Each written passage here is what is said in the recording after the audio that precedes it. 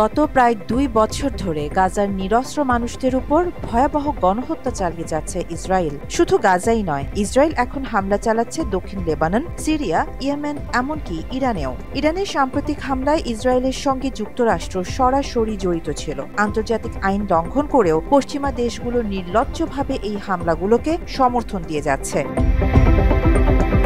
পশ্চিমা নেতারা বহুদিন ধরে এক নতুন মধ্যপ্রাচ্য গড়ার স্বপ্ন দেখিয়ে আসছেন। তারা ভাবেন এটি যেন চূড়ান্ত কোনো সত্য, কিন্তু বাস্তবতা বলছে ভিন্ন কথা। মধ্যপ্রাচ্য এমন এক অঞ্চল যেখানে প্রতিটি দেশকে নতুন সংকট ও পরিবর্তনের মুখোমুখি হতে হয়। এই অঞ্চল বারবার নিজেকে নতুনভাবে গড়ে তোলে।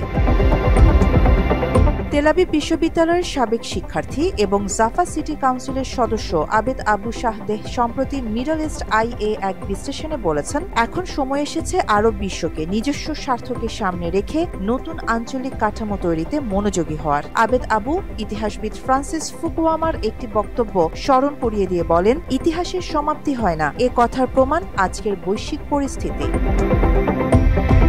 সোভিয়েত ইউনিয়নের পতনের পর ফুকুয়ামা বলেছিলেন, উদার গণতন্ত্র ও পুঁজিবাদের বিজয়ের মাধ্যমে ইতিহাস শেষ হয়েছে, কিন্তু বাস্তবে তা হয়নি। রাশিয়া আবার সামরিক শক্তি হয়ে উঠেছে, চীন আত্মবিশ্বাসী বিশ্ব শক্তি হিসেবে দাঁড়িয়েছে, আর গণতন্ত্র নিজের অস্তিত্ব টিকিয়ে রাখতে লড়াই করছে।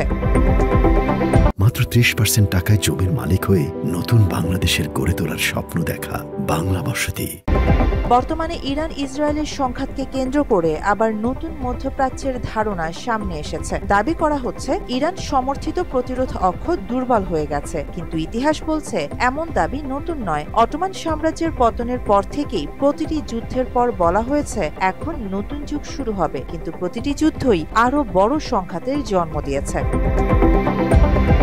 ১৯৬৭ সালের ৬ দিনের যুদ্ধে ইসরায়েল আরবদের পরাজিত করলেও পরে ফিলিস্তিন লিবারেশন অর্গানাইজেশন শক্তি পেয়েছে। ১৯৮২ সালে লেবাননের সামরিক বিজয়ের পর হিজবুল্লাহর মতো সংগঠন জন্ম নিয়েছে, যা এখনো ইসরায়েলের জন্য বড় হুমকি। আরব দেশগুলো যেমন নিজেদের শক্তি সঠিকভাবে ব্যবহার করতে পারেনি, তেমনি ইসরায়েলও আরবদের সম্ভাবনা বুঝতে ব্যর্থ হয়েছে। আরব বসন্তের সময় গণতন্ত্রের দিকে এগোনো মিশরকে ঠেকাতে ইসরায়েল বড় ভূমিকা রেখেছিল, কারণ মিশরীয় জনগণ ইসরায়েলের সঙ্গে চুক্তি মানতে রাজি নয়। এজন্য ইসরায়েল ২০১৩ সালে সামরিক অভ্যুত্থানের মাধ্যমে ক্ষমতায় আসা সিসি সরকারকে বৈধতা দিতে যুক্তরাষ্ট্রকে চাপ দিয়েছিল।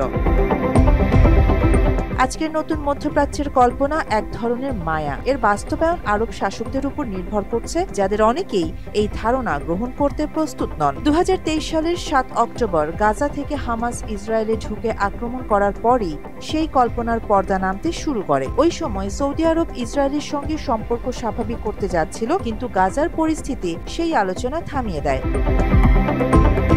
পরবর্তী সময়ে ইরানেও ইসরায়েল ও যুক্তরাষ্ট্র মিলে পারমাণবিক স্থাপনায় হামলা চালায়, যা পুরো অঞ্চলের জন্য ঝুঁকিপূর্ণ হয়ে ওঠে। এই হামলা আবারও দেখিয়ে দিয়েছে পশ্চিমারা কেবল নিজেদের স্বার্থে আন্তর্জাতিক আইন প্রয়োগ করে।